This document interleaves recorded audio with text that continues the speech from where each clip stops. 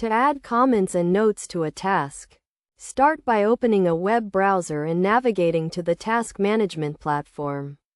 Once you've accessed the platform, you'll see various options, including a dashboard. On the left-hand side, the dashboard features your name, task additions, projects, quick start templates, team additions, and template browsing. After logging in and gaining full access to your account, you can add a task, which will be displayed with various options, including editing, setting a due date, commenting, assigning a person, and more task actions. When hovered over on the right side, to comment on a task, click on the comment option or use a keyboard shortcut.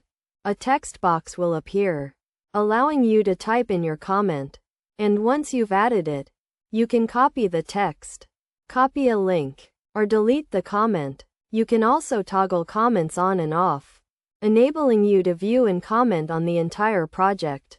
Comments are useful for adding links to tasks, among other things. By following these steps, you can effectively utilize the commenting feature to enhance your task management experience.